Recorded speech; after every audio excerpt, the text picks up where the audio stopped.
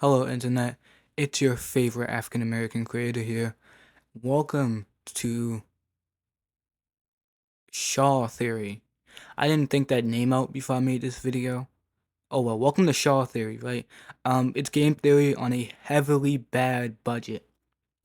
Today is FNAF's anniversary, and I had a different video planned, but I couldn't make it in time. So instead, we're making this video about my favorite FNAF fan game, The Seed of Danger. Now, what is The Seed of Danger? It's made by Bob. You've seen her games on my channel before, and it's basically plants, FNAF, roguelike, and Eldritch horror in the same game.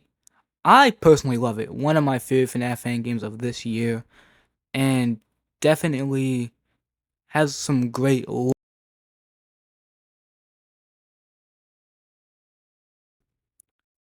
But the reason I'm making this video now is because the game's getting a remake, as I found out. So I want to make this video before the remake comes out, and then analyze the remake and make another lore video on that. I was going to make this video in October, originally, for Halloween, because, fall, Halloween, plants, you get the point. But I guess we're making it in August. Alright, so we have three theories I'm going to show you today. And the first theory is that Sunny, the flower, used to be a human. Now, Sunny is the flower that smiles a lot and looks like it's from Plants vs. Zombies. Literally, straight ripoff. And Sunny is definitely one of my favorite characters throughout this whole game. But I have a few reasons why I think Sunny used to be a human. This game does do a lot with magic and eldritch horror, so it's not entirely impossible. But let's start off with my first reason. Sunny, the flower, is the only character, the only plant, only animatronic, only plant that lets you touch them in the game. Sunny's mechanic is simple. You pet them, and the happiness meter, I guess, goes up.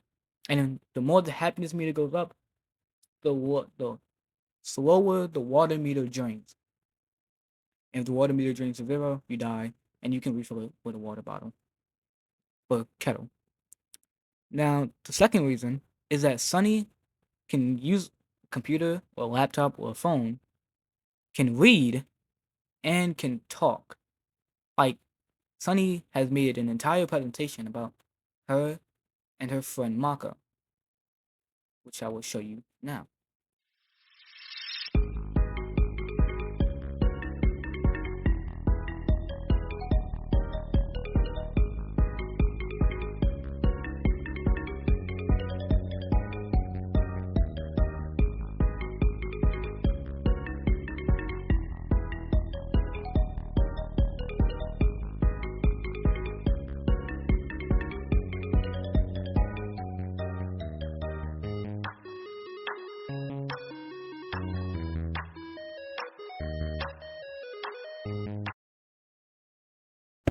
So, if you have seen the cutscene which you just watched, you will see that it's from the point of view of Sunny, and not Sunny and Mako.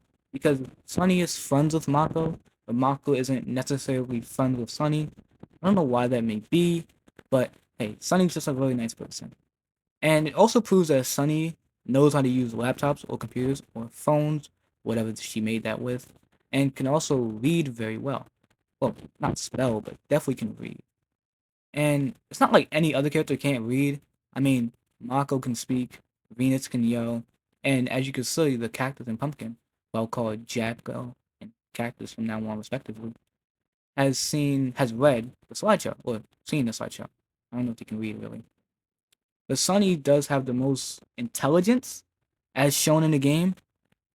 It's shown in the game that Sunny has the most intelligence, because she speaks, she made a slideshow, and I guess you can say she's smart enough to let the human touch her, knowing he's not gonna hurt her, and he's just a babysitter.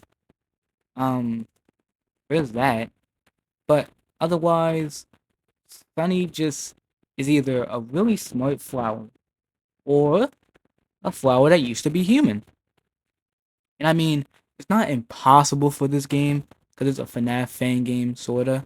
And in FNAF, as you know the lore, if you watch game theory, you will know that the game is about killing kids and putting their kids' souls into robot suits.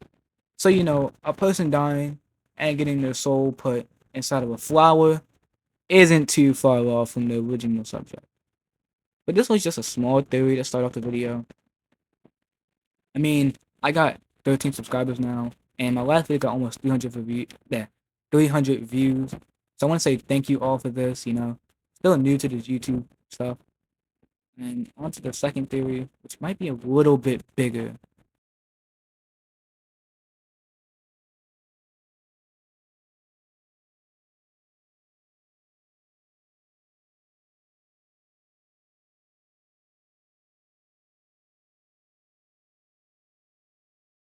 Okay, the second theory of today's video, probably the biggest one yet.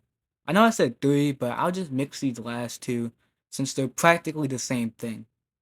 Now, these theories are based off of one cutscene and two endings: the coward ending, the canon ending, and the Wimpo cutscene. If you don't know what none of that is, don't worry, I'll explain in a second. Let's start with the coward ending, the quickest one of the bunch. The coward ending is what you get when you beat the game on easy mode instead of normal mode or hard mode. When you beat the game on easy mode, you get this ending playing in the set background, which shows some bunnies, then shows the house, which is and a loud gurgle, loud scream, whatever that may be. Now, in order to understand what the hell just happened, you need a bit of context.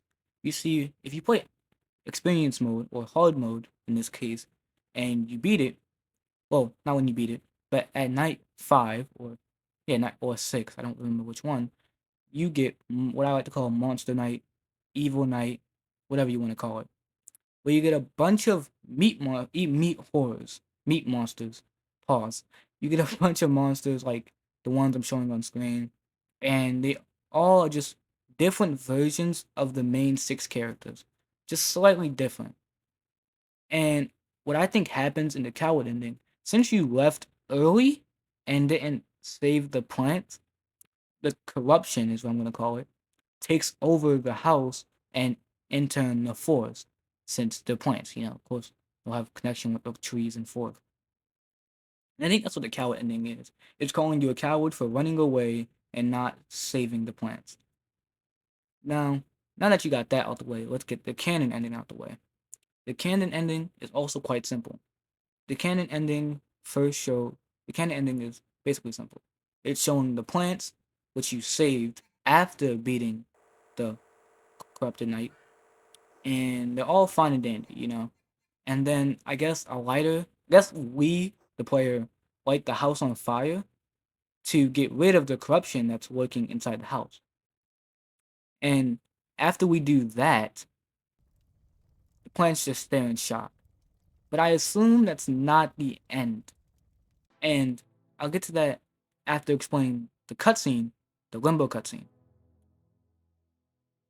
Now, before I explain the Limbo cutscene, I really want you to just watch it for yourself first.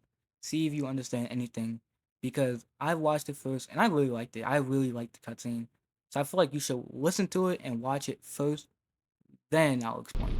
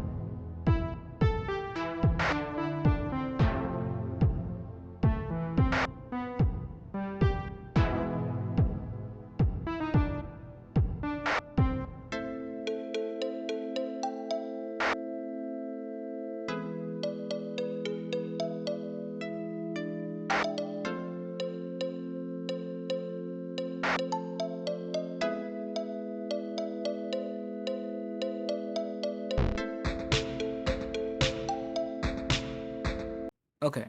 So now that you've watched the cutscene, if you didn't understand it, that's okay. I'll try to explain it as best as I think I understand it. What I think is there's three plants, okay? The first one is an apple, who is named Cyanide. The second one I'll call Thorn, because I think they're a rose, so I call them Thorn. And the third is Root. Root is the tree guy you've probably seen a few times on probably on a thumbnail or in the word gameplay. If you see that tree character, that's Root. And I think the third character is him. Although it's just a stump with a mouth and not a full tree, I will safely assume it's him till proven otherwise. Now, now, next to them was a giant. How do I say this without getting demonetized? How do I say this without getting demonetized? A giant tiger plant. I don't know what it is, to be honest, but I'm just gonna call it the corruption tentacle. Dear God, that sounds weird. The corruption tree. Okay, the corruption tree tells them. Well, they start talking about limbo, how they're alive to the dead and dead to the living. That whoever made this world didn't write a code or a stopping point for their life. They're in limbo. They're stuck in the middle. And limbo isn't all bad, to be honest. You can leave limbo or you can stay in limbo. Oh, well, not you can't really just leave. But the reason I say you can leave is because spoiler for the second game. Um, there's a teaser for the second game where Cyanide broke out of limbo and tries to kill you. And if that is true, then in the remake, which is remake of this game, that means it's possible to leave limbo. And if I'm right about Root being the tree stump, then that means Root broke out of limbo a long time ago, which would be neat. Now, how does this connect with the corruption monsters? Well, what I think happens is that tree, I think that corruption tree breaks out of limbo. And when it breaks out of limbo, it corrupts the surrounding plant life, such as Jacko, the cactus, Venus, Sunny, Mako, turning them into Alpha. I forgot the rest of the names. Hitting them to those creatures, right? It turned Mako into a bomb. It turned Sunny into a meat monster. I don't know what the hell it did to Venus. It turned Jacko and Cactus into a giant, tall meat human. And it turned Root into a spider, I think. And I don't know what the creature's goal is in all of this. I mean, like I said, it turned Jacko and the cactus into a meat guy. So I don't know what the goal is there, but I think the goal is to take over, to escape limbo, to be not alive but not dead, you know? To be something more, to go above life and death. Instead of being stuck between life and death, I think they want to go beyond that, above it. Something like that. It's just what I assume is what they want. I mean, even they say it themselves. They're not saying it as like even when they say the creator did not make a stop code for this, they're not saying it as the creator didn't make a stop code for us, man. I feel like they're saying it with anger, somewhat, you know? Somewhat with hatred for their creator. Why did you force us to have this fate? Why are we still in limbo? Their hatred for the creator, or the player maybe, is what's gonna break them out, and I guess make them kill the player, right?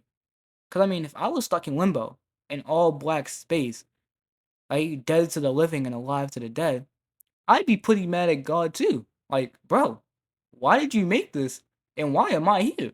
You know? So I don't fully percent blame them for that, but at the same time, it's like, why kill the player? Why break out and corrupt these plants? Now, this is just a theory, right? A game theory, if you will, because I don't know if it's true, because I don't know how the plants became corrupted. I really don't know. I've played this game for 13 months straight now, right? At least once, at least 5 times a month since August of last year, okay? And I still haven't figured out how the hell they became corrupted. There's not a single cutscene that really tells you. There's not nothing that tells you. All I know is this game. I assumed at first. I assumed it had to do with potions, because there's a stack of potions in one room, and the game talks about potions a bunch. So I assumed It has something to do with potions. Little did I know, but maybe that's not it. Maybe the corruption tree is right. Maybe they broke out of limbo and limbo corrupted the main world. Well, hell, maybe they just ate some human flesh and transformed. I do not know. But what I do know is that limbo theory is why I don't think the game is over.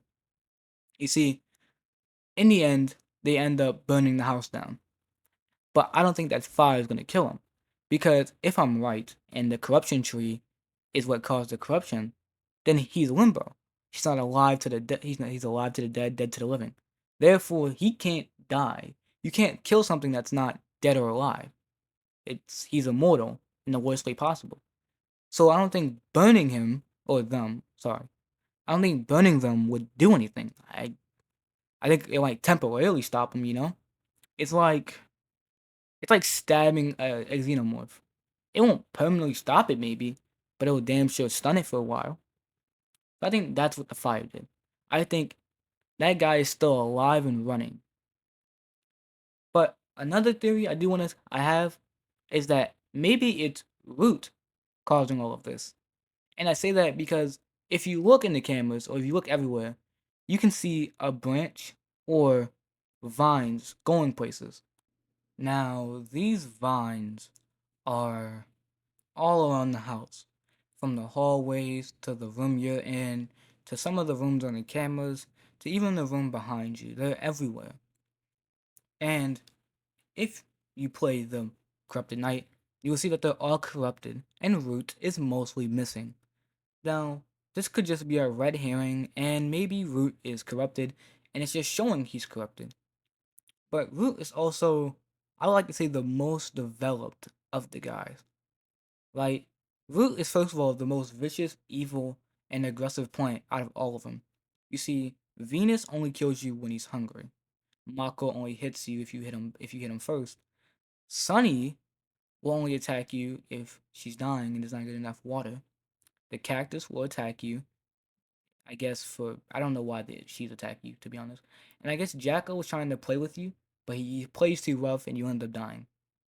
But Root is a damn near 7 to 8 foot tall tree breaking into your house with 4 legs. He's damn near trying to kill you. Because what reason would a tree have to be breaking into your house? And why do you have to hide from it in the dark? Yeah, no, he's obviously trying to kill you for fun. So when he turns corrupted,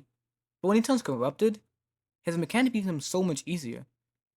He spawns like once every 7 years, and he has the most teeth. I mean, that makes sense. He used to be all mouth. Pause. But it's just weird, you know. One of the most important characters, the tree, is now just missing, and everyone's corrupted magically. And he has a little mushroom type thing around his face. A little suspicious if you ask me. I don't think he's innocent. I think he's very guilty. And remember, Root could be from Limbo, as I said before. And if that is true, and Root caused the corruption, then I'm a winning man, because that's my theory of the year right there. But then I could be wrong, and I could just be a fool. And then that would be quite sad. Yeah, no, it would be very, very sad. But that is all the theories I have. This game isn't a big game, and there will be another part 2 to this video when the remake comes out. I do hope you all enjoyed this video. Please subscribe if you enjoy my content, like, and go check out these other videos YouTube is recommending. And remember, always remember, that's just a theory. A game theory. Thanks for watching. Hey, me again. Little outro thing. I do want to say I'm sorry that this video isn't as good as it should be. It isn't good as it should be because it was quite rushed, I want to say. And I have a speech impediment, if you couldn't tell, so already my voice is horrible. But I did try to make it as good as possible with the time I had, and I do hope you all enjoyed this video. And I do apologize for it not being better than it could have been. That's all. Thanks for watching.